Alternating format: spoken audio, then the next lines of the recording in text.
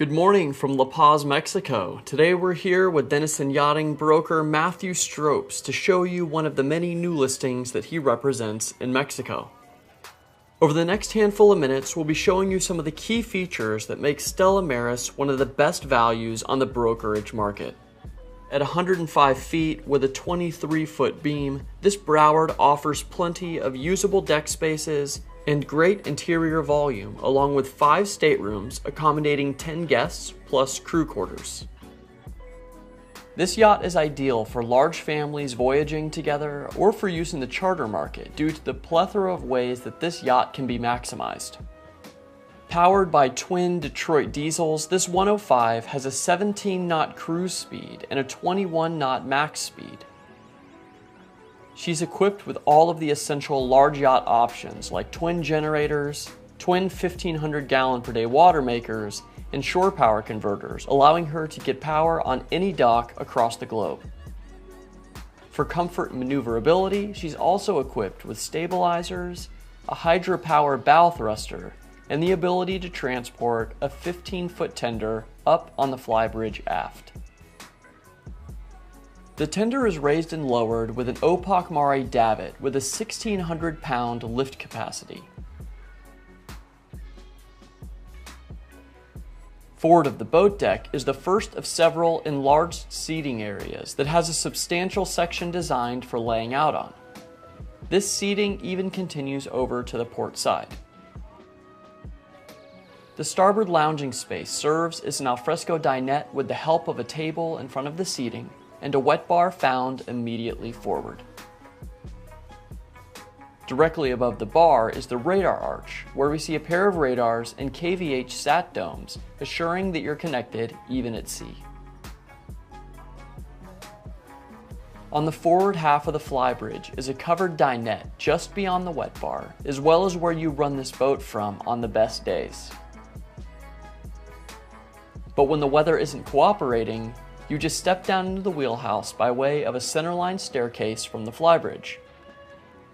Like the upper helm, the wheelhouse has seating for captain, guests, and crew.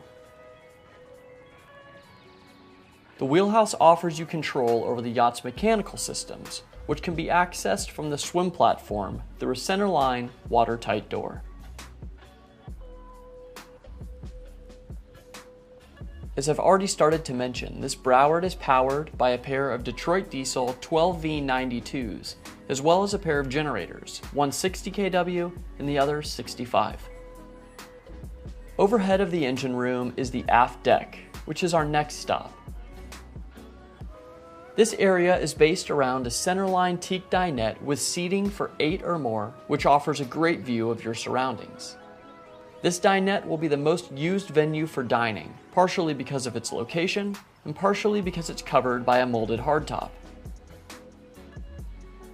But just before or just after your meals, you're likely to be relaxing in the aft half of the salon, which serves as a great conversation pit with seating and windows to both sides.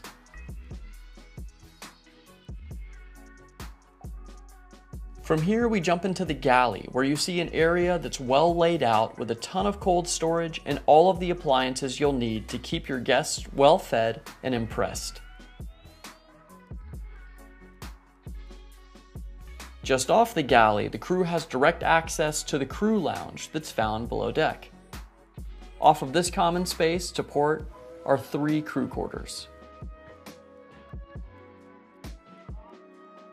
Jumping from here to the main deck foyer, we see a set of stairs offering us access to the lower guest accommodations. 4 of the 5 staterooms found on board are in this area. All guest accommodations have private en-suites with showers, starting with the twin stateroom. The remaining guest staterooms on the lower level have been outfitted with queen berths and discreet storage.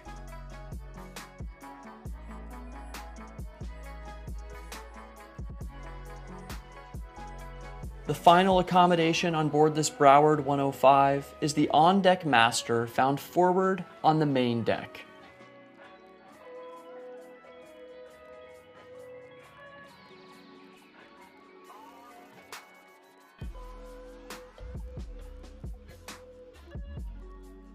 I'd like to thank you for joining us today in La Paz aboard this 105 Broward. Obviously, with a boat this size, you may have questions that have been left unanswered. So if you'd like any additional information on this yacht or to see her in person, you can reach out to Matthew Stropes anytime.